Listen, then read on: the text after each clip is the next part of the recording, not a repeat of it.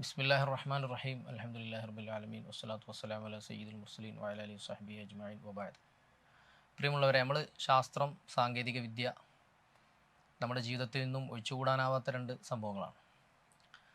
ശാസ്ത്രം കണ്ടുപിടുത്തലുകൾ നടത്തുകയും അതിനനുസരിച്ച് അതിൻ്റെ പ്രാക്ടിക്കൽ അപ്ലിക്കേഷൻ വരുമ്പോൾ നമ്മളതിനെ ടെക്നോളജി എന്ന് വിളിക്കും. ചില കണ്ടുപിടുത്തങ്ങൾ മനുഷ്യൻ നടത്തും, ശാസ്ത്രീയമായ കണ്ടുപിടുത്തങ്ങളായിരിക്കും.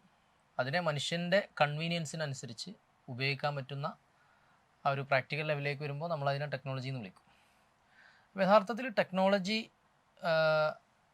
അതിൽ തന്നെ ഗുണകരമാണോ ദോഷകരമാണോ എന്നുള്ള ചർച്ച ഉണ്ട്.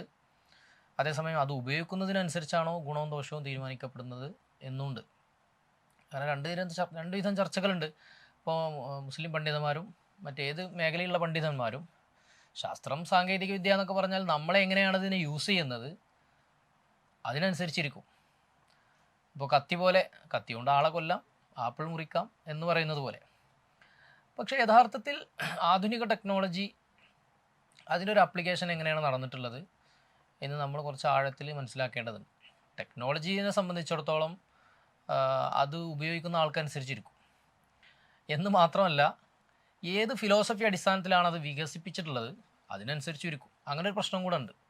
ഉപയോഗിക്കുന്ന ആൾക്കനുസരിച്ച് മാത്രമല്ല, ഏത് ഫിലോസഫിയിൽ അധിഷ്ഠിതമായിട്ടാണ് അതിനെ ഡെവലപ്പ് ചെയ്തിരിക്കുന്നത് അതിനനുസരിച്ചും കൂടെയാണ് ടെക്നോളജിയുടെ ഗുണവും ദോഷവും നമ്മൾ വിലയിരുത്തേണ്ടത്. അപ്പോൾ അങ്ങനെ ആകുമ്പോൾ നമുക്ക് ആധുനിക ടെക്നോളജിയെക്കുറിച്ച് ചില കാര്യങ്ങളൊക്കെ പറയാനുണ്ട്.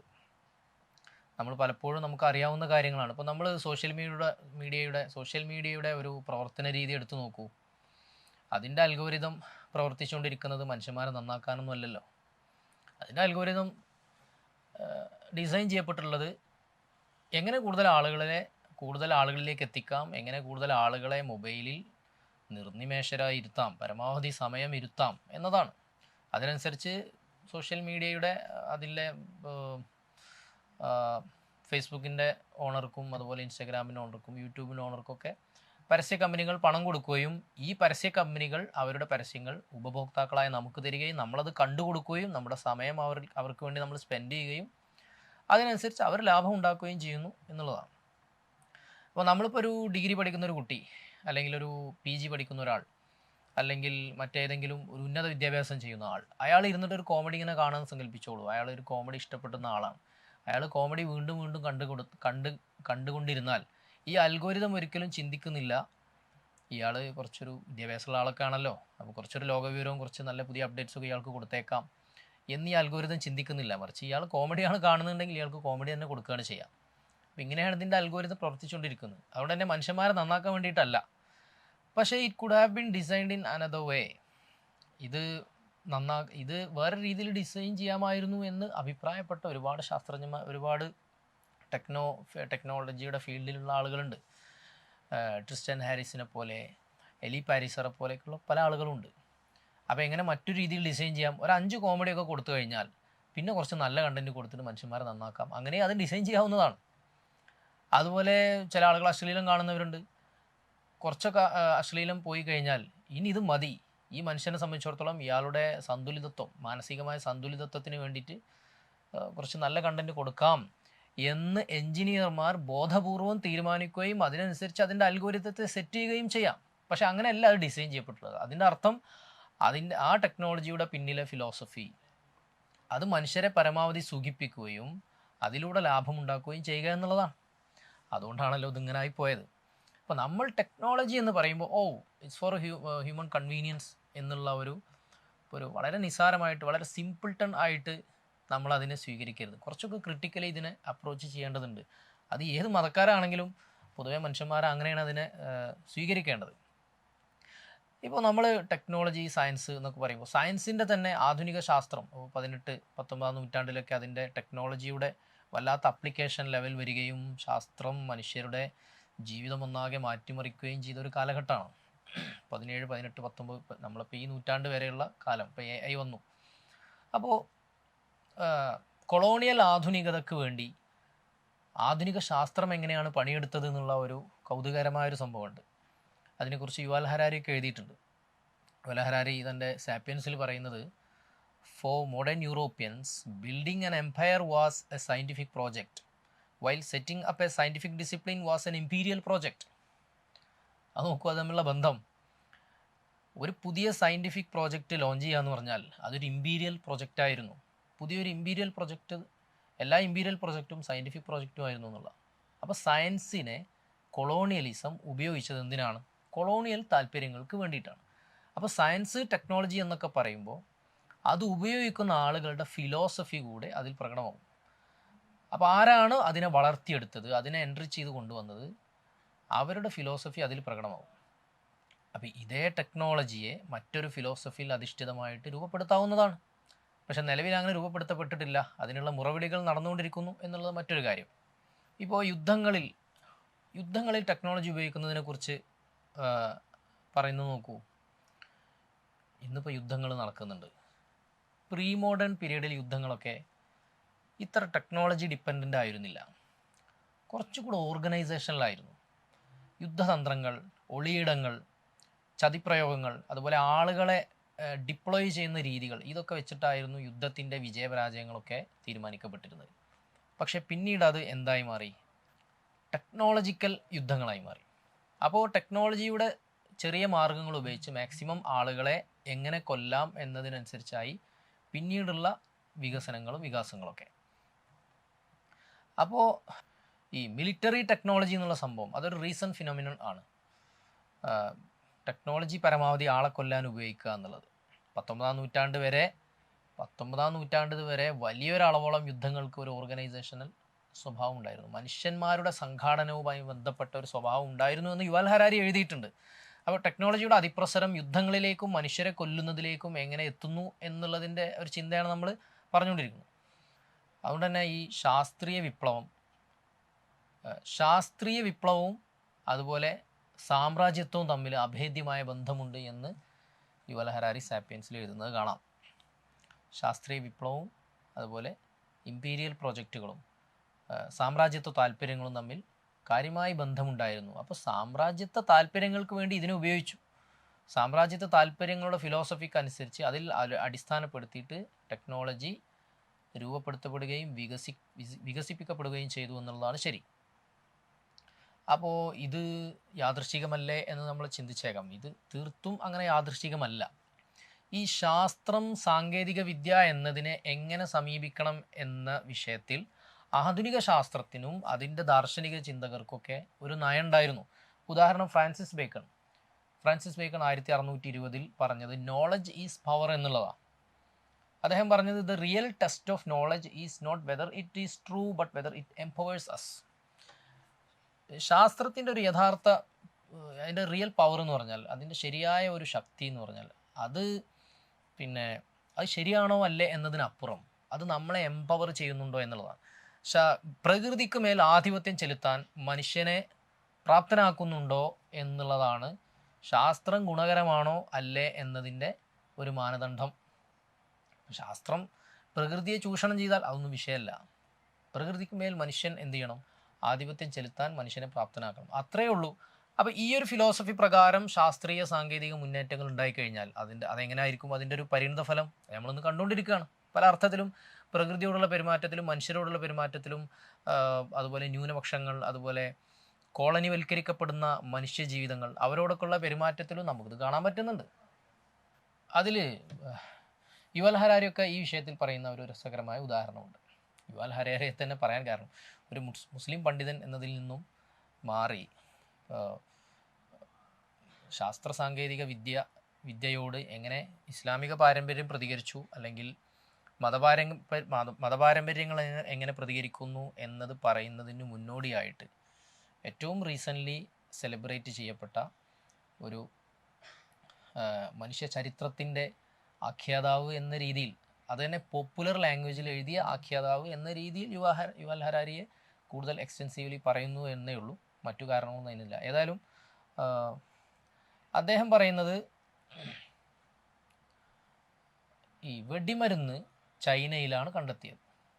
വെടിമരുന്ന് ചൈനയിൽ കണ്ടെത്തിയിട്ട് അവിടുത്തെ ഒരു ഡാവോയിസ്റ്റ്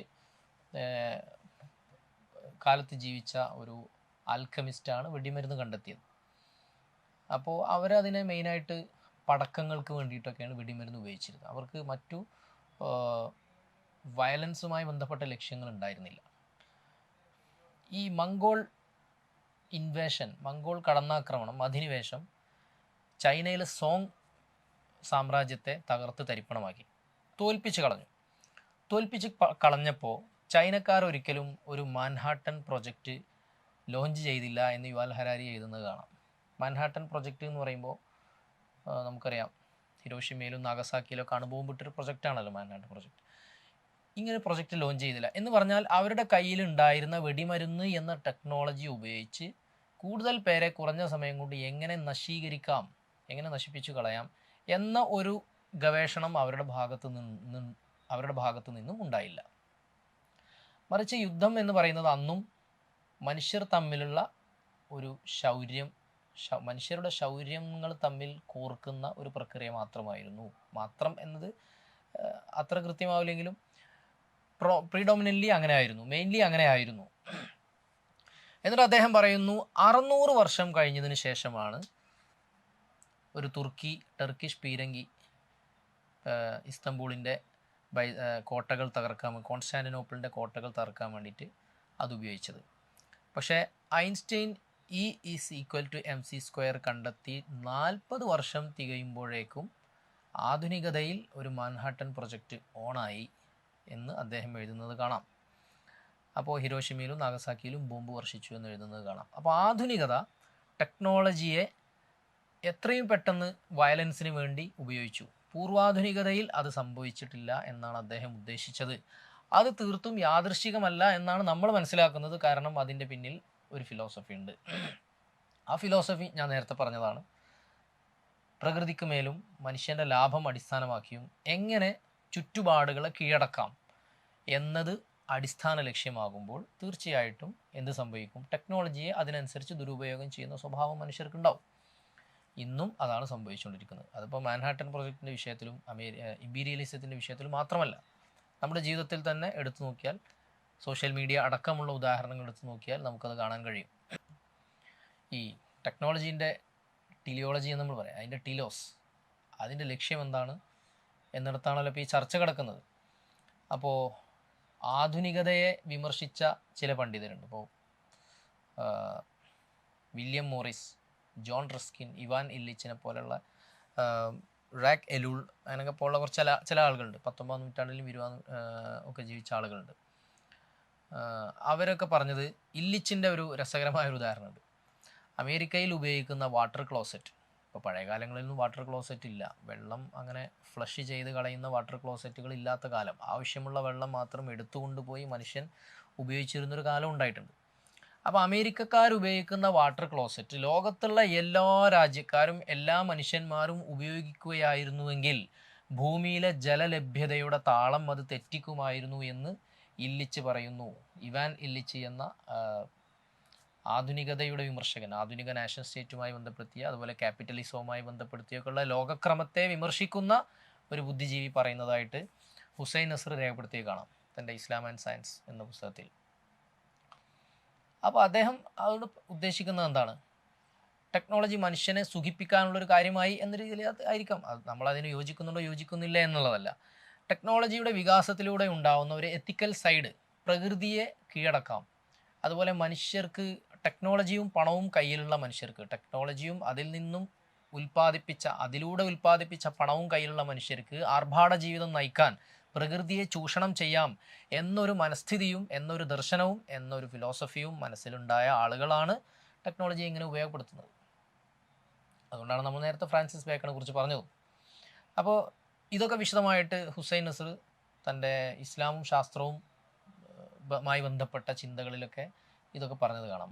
മനുഷ്യനെ എങ്ങനെയാണ് മനുഷ്യൻ സയൻസിനെ എങ്ങനെയാണ് ഉപയോഗപ്പെടുത്തിയത്, സയൻസ് എങ്ങനെയാണ് മനുഷ്യന് ഉപയുക്തമാവുന്നത്, എങ്ങനെയാണ് ഗുണകരവും എങ്ങനെയാണ് ദ്രോഹകരവുമാകുന്നത് എന്ന ചർച്ച നടത്തുന്നിടത്ത് അദ്ദേഹം ഇത്തരം കാര്യങ്ങളൊക്കെ വിശദീകരിച്ചതായി കാണാം. ഇപ്പോൾ ഉദാഹരണത്തിന് കാർബൺ മിഷൻ്റെ നോക്കി, കാർബൺ മിഷൻ്റെ അളവ് നിങ്ങളൊന്ന് ആലോചിച്ച് നോക്കൂ. കാർബൺ മിഷൻ എന്തിനാണ്? വ്യവസായത്തിനാണ്, അല്ലേ? വ്യവസായം ആർക്ക് വേണ്ടിയിട്ടാണ്? പണക്കാർക്ക് വേണ്ടിയിട്ടാണ്.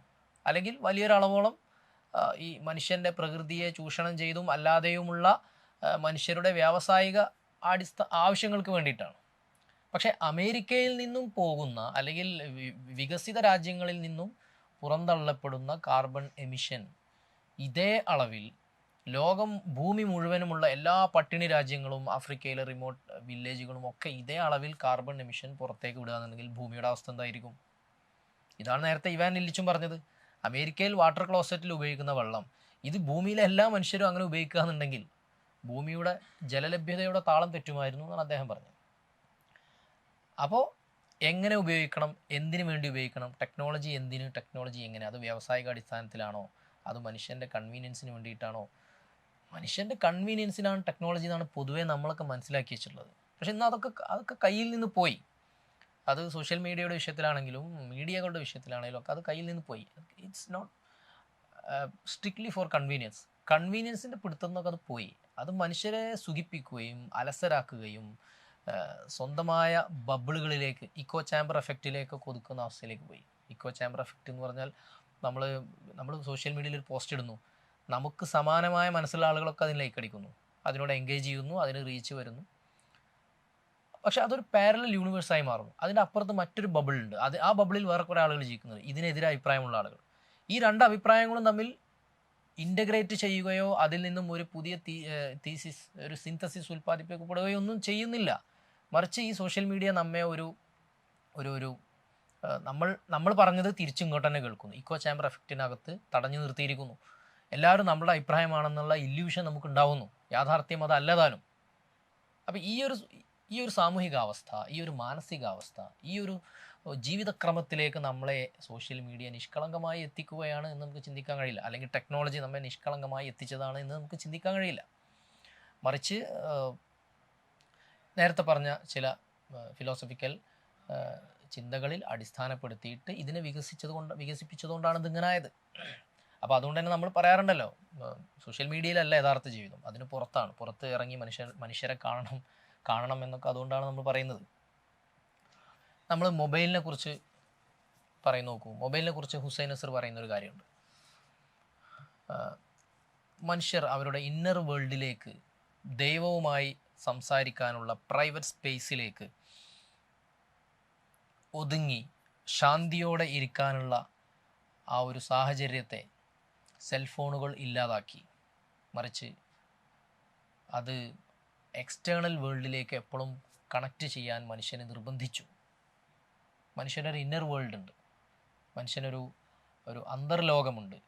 ദൈവവുമായിട്ട് കണക്റ്റ് ചെയ്യാൻ ഏറ്റവും സുഖകരം, സൗകര്യപ്രദവും ആ ലോകമാണ്. അതിനു പുറമെ അത് ചെയ്യാൻ പറ്റാതെ അതിന് പകരം എപ്പോഴും നോട്ടിഫിക്കേഷൻസിലൂടെ എക്സ്റ്റേണൽ വേൾഡുമായിട്ട് ഇങ്ങനെ എൻഗേജ് ചെയ്തുകൊണ്ടിരിക്കാൻ മനുഷ്യനെ നിർബന്ധിച്ചു. പുതിയ സാമൂഹ്യ ക്രമം, പുതിയ സോഷ്യൽ മീഡിയ അല്ലെങ്കിൽ മീഡിയകൾ ഉണ്ടാക്കിയ, പുതിയ വിനിമയം ഉണ്ടാക്കിയ സാമൂഹ്യ ഘടന നമ്മളെ അതിനെ നിർബന്ധിപ്പിക്കുന്നു. യഥാർത്ഥത്തിൽ ഇത്ര ഡാറ്റ പ്രോസസ്സ് ചെയ്യേണ്ട ആവശ്യമില്ല. നെവർ ബീൻ ഇൻ ഹിസ്റ്ററി എന്നാണ് പറയുന്നത് വിദഗ്ധരൊക്കെ. മനുഷ്യ ചരിത്രത്തിൽ ഇന്നേവരെ ഇത്രയും big amount of data process ചെയ്യേണ്ട ഗതികേട് മനുഷ്യർക്ക് ഉണ്ടായിട്ടില്ല. അതുകൊണ്ട് തന്നെ യുവാൽ ഹരാരിയൊക്കെ പറയുന്നത് ഇൻഫർമേഷൻ ഡയറ്റ് വേണമെന്നാണ്. ഇതുപോലെ നമുക്ക് ഫുഡിൻ്റെ ഡയറ്റ് ഉള്ളതുപോലെ ആവശ്യത്തിലധികം ഫുഡ് പ്രൊഡ്യൂസ് ചെയ്യപ്പെട്ടു. ഇത്ര ഫുഡ് പ്രൊഡ്യൂസ് ചെയ്യേണ്ട ആവശ്യമില്ല. മനുഷ്യർക്ക് ഗുണകരം എന്ന പേരിലാണ് ചെയ്തത്. പക്ഷെ സംഭവിച്ചെന്താണെന്ന് വെച്ചാൽ പണമുള്ള ആളുകൾ ആ ഫുഡ് തിന്ന് തടിച്ച് കൊഴുത്ത് ഒബീസിറ്റി വന്നു, രോഗം വന്നു. അപ്പോൾ അതിനെ പരിഹരിക്കാൻ മറ്റൊരു മാർക്കറ്റ് കൂടി ഉണ്ടായി. ഡയറ്റ്, എങ്ങനെ വ്യായാമം ചെയ്യാം, എങ്ങനെ മരുന്നുകൾ കഴിച്ചിട്ട് ഇതിനെ ചുരുക്കാം, കുടവയറില്ലാതാക്കാം എന്നുള്ള ചർച്ച വേറെ സ്ഥലത്ത് വന്നു. അതേസമയം വലിയൊരു വിഭാഗം ആളുകൾ പട്ടിണി കിടക്കുകയും ചെയ്യുന്നു.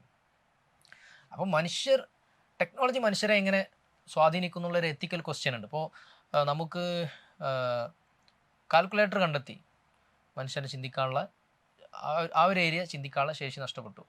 അതുപോലെ കറണ്ട്, അതുപോലെ പല കാര്യങ്ങൾ, മോട്ടോർ വാഹനങ്ങൾ കണ്ടെത്തി. നമ്മൾ ആലോചിച്ച് നോക്കുമ്പോൾ, പ്രാഥമികമായി ചിന്തിച്ച് നോക്കുമ്പോൾ അത് കൺവീനിയൻസ് ആണ്. പക്ഷേ അതോടുകൂടി മനുഷ്യൻ്റെ നടത്തം കുറഞ്ഞതിൻ്റെ പ്രശ്നം മനുഷ്യൻ വേറെ അനുഭവിക്കുന്നു. അപ്പോൾ എന്തെല്ലാം സുഖങ്ങൾ ടെക്നോളജി കൊണ്ടുവരുന്നുവോ അതെല്ലാം മനുഷ്യർക്ക് അതർ സൈഡ് മനുഷ്യർക്ക് നഷ്ടങ്ങൾ ഉണ്ടാക്കുന്നു. ഇപ്പോൾ മൊബൈൽ വന്നു, ഒരുപാട് മൊബൈൽ നമ്പേഴ്സ്, പല കാര്യങ്ങളും കാണാതെ പഠിച്ചിരുന്ന മനുഷ്യർ ഇപ്പോൾ ഒന്നും കാണാതെ പഠിക്കാതായി. പല പേരുകൾ, ചരിത്രങ്ങൾ, അതുപോലെ സ്റ്റേറ്റ്മെൻറ്റുകൾ, ഖുർആൻ, ഹദീസ്, ഇങ്ങനെ പല ടെക്സ്റ്റുകൾ പല കാര്യങ്ങളും കാണാതെ പഠിച്ചിരുന്ന മനുഷ്യർ ഇന്ന് അത് മൊബൈലിൽ കിട്ടുമല്ലോ എന്ന ഉറപ്പ് കാരണം അത് മെഷീനെ ഏൽപ്പിക്കുകയും അതിൽ ഡിപ്പെൻഡ് ചെയ്യുകയും അത് പഠിക്കാതിരിക്കുകയും ചെയ്തു. അപ്പോൾ മനുഷ്യൻ എന്ത് ചെയ്തു? അവൻ്റെ ബുദ്ധിയിൽ നിന്ന് മനുഷ്യൻ അന്യവൽക്കരിക്കപ്പെടുന്നു, അലിയനേറ്റ് ചെയ്യപ്പെടുന്ന ഒരു സാഹചര്യമാണ് ഇപ്പം ഉണ്ടായിട്ടുള്ളത്. ഇത് പൂർണ്ണമായും അഭിലഷണീയമായ ഒരു സാഹചര്യമാണ് നമുക്ക് പറയാൻ കഴിയില്ലല്ലോ. ഇത് മനുഷ്യർക്ക് ഗുണകരമല്ലേ എന്ന് വെച്ചാൽ ഗുണകരമാണ്, അത് നമ്മൾ പൂർണ്ണമായിട്ട് നിരാകരിക്കുന്നില്ല. പക്ഷേ ഇവിടെ ഒരു എത്തിക്കൽ ക്വസ്റ്റ്യൻ തീർച്ചയായിട്ടും ഉണ്ടാകുന്നു. ഇപ്പോൾ ഷെയ്ഖ് ഹംസ യൂസുഫ് ഒരു സ്ഥലത്ത് പറയുന്നുണ്ട്, the worst invention, car is the worst invention. കാറാണ് ഏറ്റവും മോശം, മനുഷ്യൻ കണ്ടെത്തിയതിൽ വെച്ച് ഏറ്റവും മോശം കണ്ടെത്തലുകളിൽ ഒന്ന് എന്ന് അദ്ദേഹം അഭിപ്രായ പ്രകടനം നടത്തുന്നത്. അതൊരു പ്രത്യേക വൈകാരികാവസ്ഥയിൽ നടത്തുന്നതായിരിക്കാം എന്ന് കരുതി നമ്മളാരും കാറിൽ സഞ്ചരിക്കാതിരിക്കുന്നില്ല. ഇത്ര വേഗത്തിൽ മനുഷ്യൻ സഞ്ചരിക്കാനുള്ള ശേഷി ആർജിച്ചു, എന്നിട്ട് മനുഷ്യൻ്റെ വേദനകൾ ഇവിടെ കുറഞ്ഞോ? മനുഷ്യന് സഹാനുഭൂതി വർദ്ധിച്ചോ? മനുഷ്യന് ക്ഷമയും താഴ്മയും അതുപോലെ ഉദാരതയും വർദ്ധിച്ചോ? ഇല്ല. അതൊക്കെ ഇല്ലാതായിട്ടേ ഉള്ളൂ. മനുഷ്യന് ജീവിക്കാനുള്ള ഏറ്റവും അടിസ്ഥാന മൂല്യങ്ങൾ സഹാനുഭൂതി വേണം, ഉദാരമനസ്കത വേണം, താഴ്മ വേണം, ക്ഷമ വേണം, സ്വന്തം മനസ്സിനെ നിയന്ത്രിക്കാനുള്ള കഴിവ് വേണം. ഇതൊക്കെയാണ് ഒരു നാഗരിക ജീവി എന്ന രീതിയിൽ മനുഷ്യനെ ഉന്നതമായ മഹത്തരമായ അവസ്ഥയിൽ, ജീവിതാവസ്ഥയിൽ കൊണ്ടെത്തിക്കുന്നത് ഈ കാര്യങ്ങളൊക്കെയാണ്. ഇതിനെ പ്രൊമോട്ട് ചെയ്യാനും ഇതിനെ എൻറിച്ച് ചെയ്യാനും വേഗതയിൽ, അമ്പരപ്പിക്കുന്ന വേഗതയിൽ സഞ്ചരിക്കാൻ ശേഷിയുള്ള ടെക്നോളജി, അങ്ങനെ മനുഷ്യനെ സാധ്യമാക്കിയ ടെക്നോളജിക്ക് കഴിഞ്ഞിട്ടില്ല. പക്ഷേ മനുഷ്യർക്ക് സുഖമുണ്ടോ ചോദിച്ചാൽ സുഖമുണ്ട്. ഇത്രയും പെട്ടെന്ന് ഓടി അവിടെ എത്തിയിട്ട് നിങ്ങൾ എന്ത് ചെയ്യാനാണ് എന്ന് താർ മരുഭൂമിയിലൂടെ പോകുന്ന ഒരു ബ്രിട്ടീഷുകാരനോട് ഒരു സൂഫി, ആ മരുഭൂമിയിലൂടെ പോകുന്ന ഒരു സൂഫിയോ ബധുവോ ചോദിച്ചതായിട്ട് പറഞ്ഞു കേൾക്കാം. ഞാൻ പറഞ്ഞു വരുന്നത് നിങ്ങൾക്ക് മനസ്സിലായിട്ടുണ്ടാവും. എന്ന് പറഞ്ഞാൽ ടെക്നോളജിയെ നമ്മൾ വളരെ സ്വാഭാവികമായൊരു റിയാലിറ്റി ആയിട്ടാണോ മനസ്സിലാക്കേണ്ടത്, അതോ മനുഷ്യരുടെ മുകളിൽ വന്നു വീണ, മനുഷ്യരെ സുഖിപ്പിക്കാൻ എന്ന പേരിൽ വന്നു വീണ ഒരു വ്യവഹാരമായിട്ടാണോ മനസ്സിലാക്കേണ്ടത്? നമ്മൾ അതിനെ സ്വീകരിക്കേണ്ടതും അതിനെ പരിചരിക്കേണ്ടതും എങ്ങനെയാണ്? മനുഷ്യനെ അതിനെ പരിചരിക്കാൻ വേണ്ടി വേറെ ട്രെയിനിങ് കൊടുക്കുകയാണ് ഇപ്പോൾ. അതായത് ഇഷ്ടംപോലെ ഭക്ഷണം മനുഷ്യർക്ക് കിട്ടുന്നു, അതുകൊണ്ട് ഷുഗർ കട്ട് വേണം, ശ്രദ്ധിക്കണം. ഇഷ്ടംപോലെ ഡാറ്റ മനുഷ്യർക്ക് കിട്ടുന്നു, ഡെല്യൂജ്ഡ് ഡാറ്റ വരുന്നു, ഡാറ്റയുടെ ഫ്ലഡ് വരുന്നു.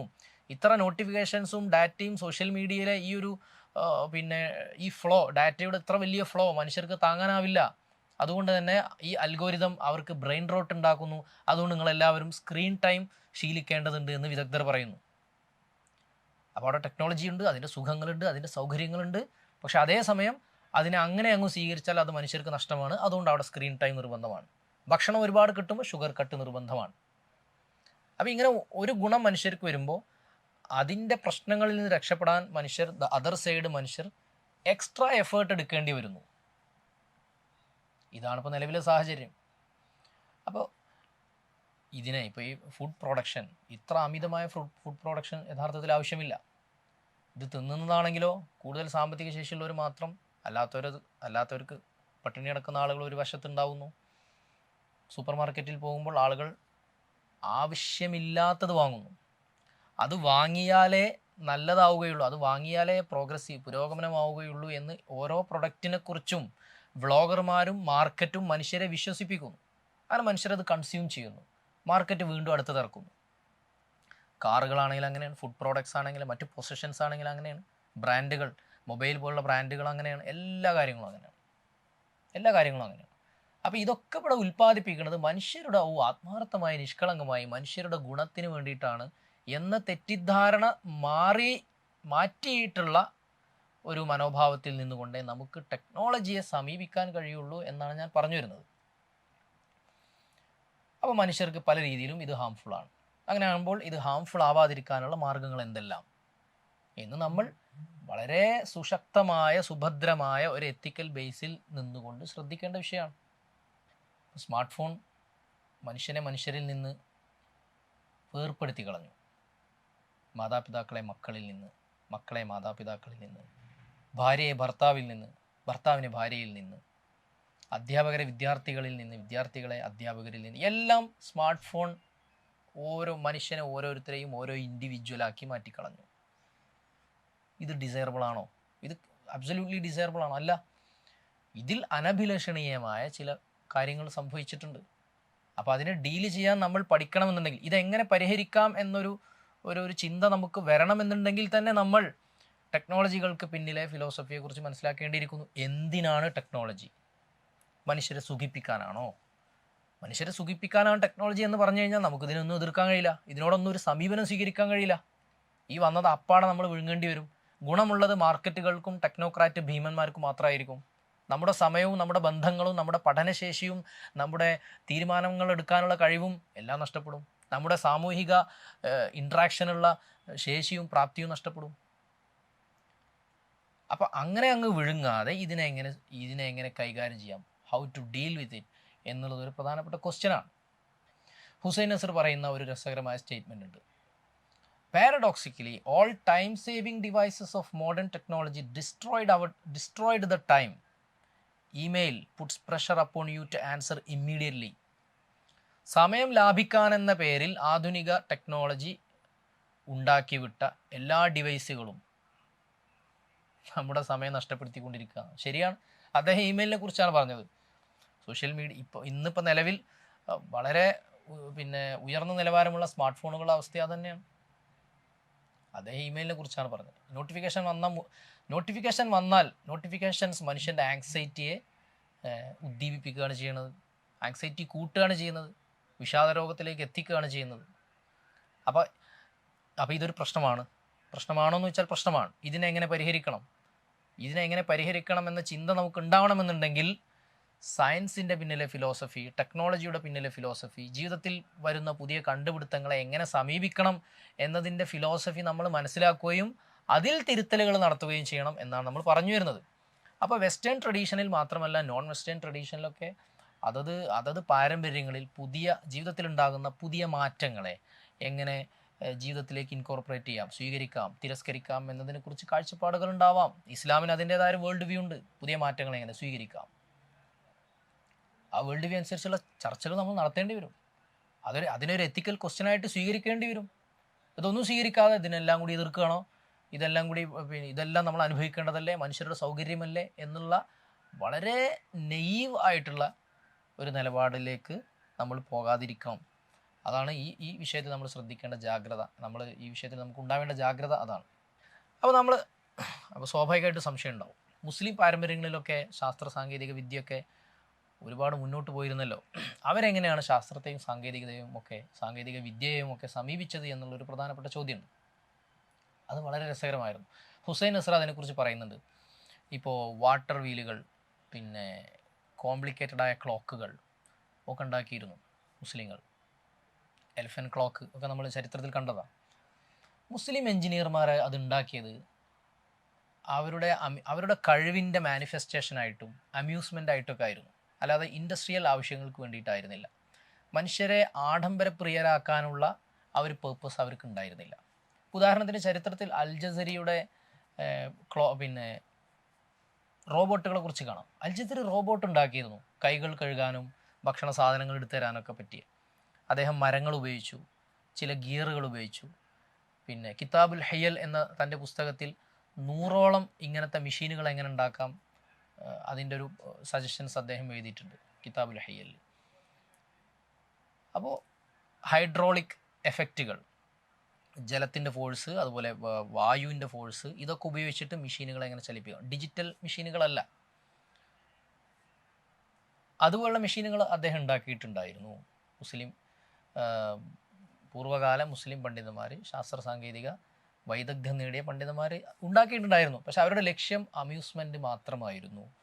കണ്ടാസ്വദിക്കുക, തൻ്റെ കഴിവിൻ്റെ മാനിഫെസ്റ്റേഷൻ, ആവിഷ്കാരം എന്ന നിലയ്ക്ക് ചെയ്യുക എന്നുള്ളത് മാത്രമായിരുന്നു. അതിനെ അവർ വ്യവസായവൽക്കരിച്ചിരുന്നില്ല എന്ന് ഹുസൈൻ നസർ എഴുതിയതായിട്ട് കാണാം.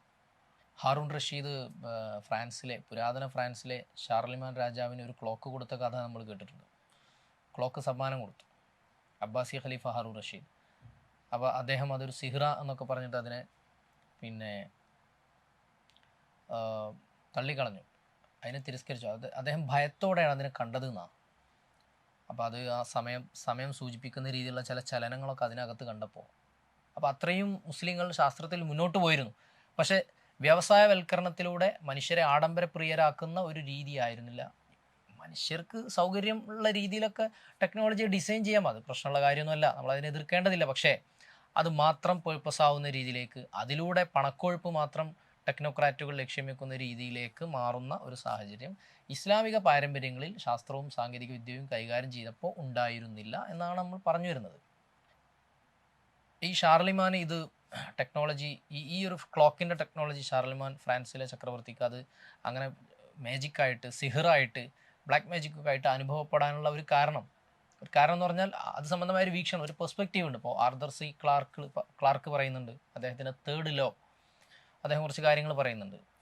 അദ്ദേഹം പറയുന്ന മൂന്നാമത്തെ ഒരു കാര്യം ഇതാണ്: any sufficiently advanced technology is indistinguishable from magic എന്നാണ്.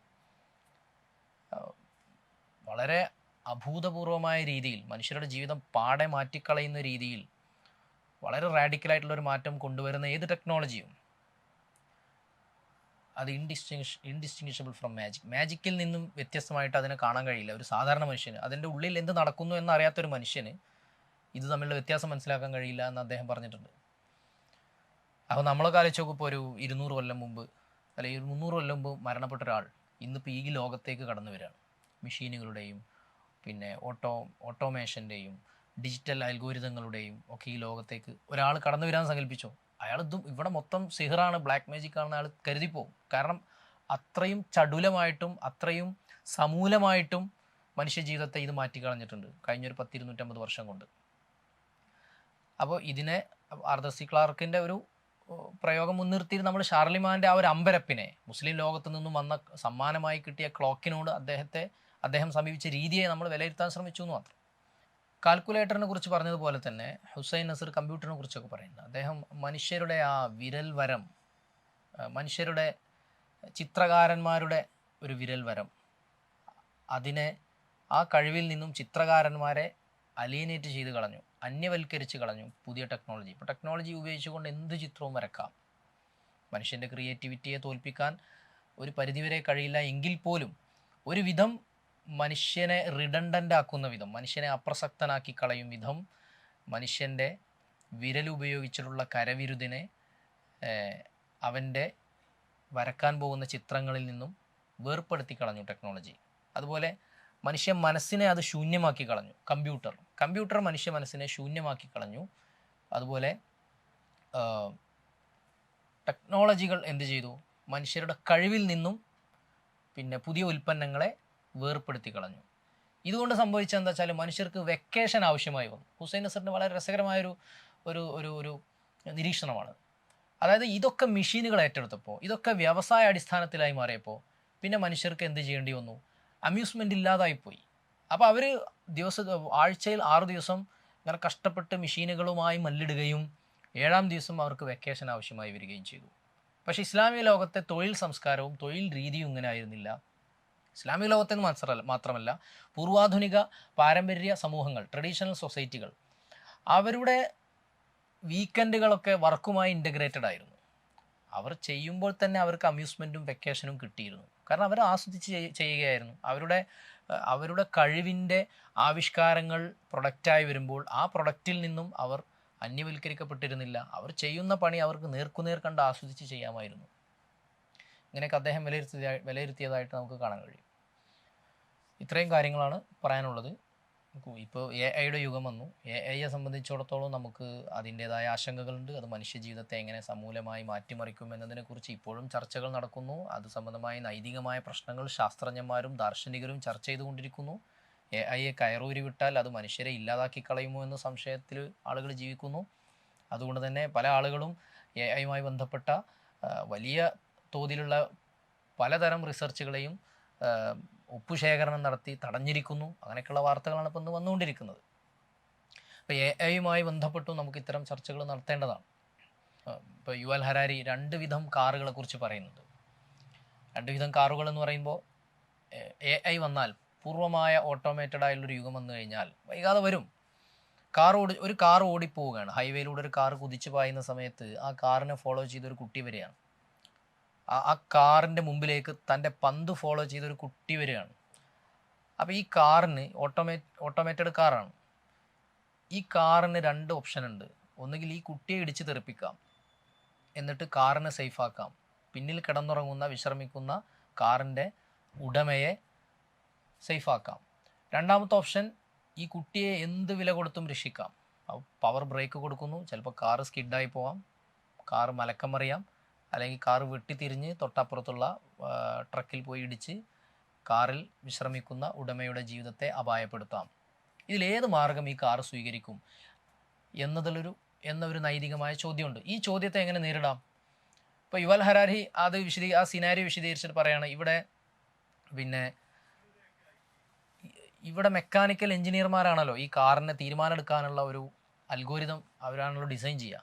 ഈ എഞ്ചിനീയർമാർക്ക് എഞ്ചിനീയറിംഗ് മാത്രം പഠിപ്പിച്ചാൽ മതിയാവില്ല, അവർക്ക് ട്രഡീഷൻസും എത്തിക്സും പഠിപ്പിക്കേണ്ടി വരും. കാരണം ഏതെങ്കിലും ഒരു എത്തിക്കൽ ബാക്ക്ഗ്രൗണ്ടിൽ നിന്നുകൊണ്ടേ അവർക്ക് ഇതിൻ്റെ ഡിസിഷൻ എടുക്കാൻ പറ്റൂ. ഏതെങ്കിലും ഒരു എത്തിക്കൽ ബാക്ക്ഗ്രൗണ്ടിൽ നിന്നുകൊണ്ടേ സയൻസിന് മുന്നോട്ട് പോകാൻ കഴിയൂ. നമ്മൾ നേരത്തെ പറഞ്ഞു. അപ്പോൾ അദ്ദേഹം പറയുന്നത് 2 വിധം കാറുകൾ ഉണ്ടാവും. ആൾട്രോയിസ്റ്റിക് കാറും ഉണ്ടാവും, ഈഗോയിസ്റ്റിക് കാറും ഉണ്ടാവും. ഈഗോയിസ്റ്റിക് കാറാകുമ്പോൾ ഈ കുട്ടിയെ ഇടിച്ച് തെറിപ്പിച്ച് കളയും, ആ കാറിൻ്റെ സേഫ്റ്റി മാത്രമാണ് നോക്കുക. ആൾട്രോയിസ്റ്റിക് കാറാകുമ്പോൾ ഈ കുഞ്ഞിനെ രക്ഷിക്കും, അവനവൻ എന്ത് പറ്റിയാലും കുഴപ്പമില്ല എന്നുള്ള ആൾട്രോയിസം ഒരു ഫിലോസഫിക്ക്, ഒരു മൊറാലിറ്റിയുമായി ബന്ധപ്പെട്ട, എത്തിക്സുമായി ബന്ധപ്പെട്ട ഫിലോസഫിയിലെ ഒരു കൺസെപ്റ്റാണ് ആൾട്രോയിസം. മറ്റുള്ളവർക്ക് വേണ്ടി എന്തും സമർപ്പിക്കാം, സാക്രിഫൈസ് ചെയ്യാമെന്നുള്ളൊരു കൺസെപ്റ്റാണ്. അപ്പം ഇങ്ങനെയൊക്കെ ഇപ്പോഴും ലോകം എത്ര അമ്പരപ്പിക്കുന്ന വേഗതയിലും ചടുലതയിലും മുന്നോട്ട് പോയിക്കൊണ്ടിരുന്നാലും ലോകത്ത് ഇപ്പോഴും ട്രഡീഷണൽ സൊസൈറ്റികളൊക്കെ പാലിച്ചു പോന്നിരുന്ന തരത്തിലുള്ള നൈതികമായ ചോദ്യങ്ങൾ മുൾമുനകളായിട്ട്, ചോദ്യചിഹ്നങ്ങളായിട്ട് നമ്മുടെ മുമ്പിൽ നിൽക്കുകയാണ്. ഇപ്പോൾ ജീനുകളുമായി ബന്ധപ്പെട്ട വലിയ റിസർച്ചുകൾ വരുന്നുണ്ട്. ജീനുകൾ, ജീനോം സീക്വൻസിങ്ങും കാര്യങ്ങളൊക്കെ വരുന്നുണ്ട്. ജനറ്റിക്കൽ എഞ്ചിനീയറിംഗ് വരുന്നുണ്ട്. അത് ആ ഏരിയ വികസിച്ചുകൊണ്ടിരിക്കുകയാണ്. ജനറ്റിക്കൽ എഞ്ചിനീയറിംഗ് വന്നാൽ വലിയ അകിടുകളുള്ള ഭീമൻ പശുക്കളെ ഉണ്ടാക്കാനും ഉൽപ്പാദിപ്പിക്കാനും ജനറ്റിക്കൽ എഞ്ചിനീയറിംഗ് ഉപയോഗിച്ച് ഉൽപ്പാദിപ്പിക്കാനും അതിലൂടെ ഒരുപാട് ആളുകളുടെ പട്ടിണി മാറ്റാവുന്ന തരത്തിലുള്ള പാലും ഇറച്ചിയൊക്കെ ഉൽപ്പാദിപ്പിക്കാനുമാണ്. അതിനു വേണ്ടിയാണോ അത് ഉപയോഗിക്കേണ്ടത്?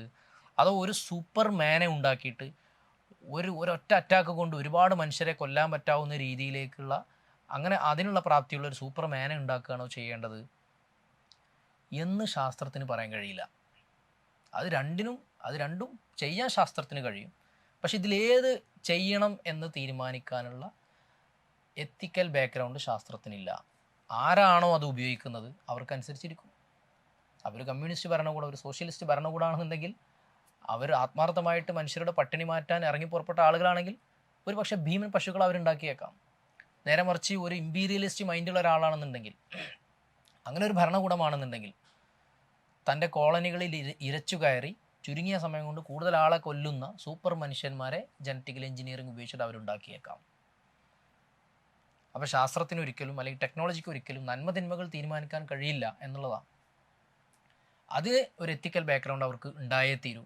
അത് ഏതെങ്കിലും ഒരു മതമാവാം, ഏതെങ്കിലും ഒരു ഐഡിയോളജി ആവാം, അത് കമ്മ്യൂണിസം ആവാം, ക്യാപിറ്റലിസം ആവാം, ഇസ്ലാം ആവാം, മറ്റേതെങ്കിലും മതമോ, കൺഫ്യൂഷനിസം ആവാം, ഏതെങ്കിലും ഒരു ട്രഡീഷൻ ആവാം. ഈ ട്രഡീഷനിൽ നിന്നുകൊണ്ട് ഒരാളത് കൈകാര്യം ചെയ്യുമ്പോൾ അതിനനുസരിച്ച് ടെക്നോളജിയുടെ ആപ്ലിക്കേഷനിൽ മാറ്റങ്ങൾ വരികയും ചെയ്യും. അപ്പോൾ പറഞ്ഞു വരുന്നത്, നമ്മൾ മനുഷ്യരിപ്പോൾ കണ്ടുകൊണ്ടിരിക്കുന്ന ഈ ടെക്നോളജിക്കൽ അഡ്വാൻസ്മെൻറ്റ് ഇതൊരു പ്രത്യേക ഫിലോസഫിയിൽ അധിഷ്ഠിതമായി വികസിച്ച് വന്നതാണ്. ഇതിങ്ങനെ നിഷ്കളങ്കമായിട്ട് നമ്മളെല്ലാവരും അംഗീകരിക്കേണ്ട ഒരു റിയാലിറ്റി ആയിട്ട് ഉണ്ടായി വന്നതല്ല. ഇതൊരു പ്രത്യേക ഫിലോസഫിയിൽ ചിന്തിച്ച് ആലോചിച്ച് അതിനനുസരിച്ച് ഡെവലപ്പ് ചെയ്തെടുക്കപ്പെട്ടതാണ്. അതിൻ്റേതായ ഡ്രോബാക്സ് ഉണ്ടാവും, ഫ്ലോസ് ഉണ്ടാവും, അതിൻ്റേതായ പ്രശ്നങ്ങളുണ്ടാവും, തിരിച്ചടികളും ഉണ്ടാവും. ഇത് മനസ്സിലാക്കിയിട്ട് വേണം ടെക്നോളജി, ശാസ്ത്രം, പുരോഗതി തുടങ്ങിയ വ്യവഹാരങ്ങളോടും തുടങ്ങിയ സങ്കല്പങ്ങളോടും നമ്മൾ ഇടപഴകേണ്ടത്. ഈ ഒരു യാഥാർത്ഥ്യം മനസ്സിലാക്കിയിട്ടാവണം എന്ന് മാത്രമേ പറയാനുള്ളൂ.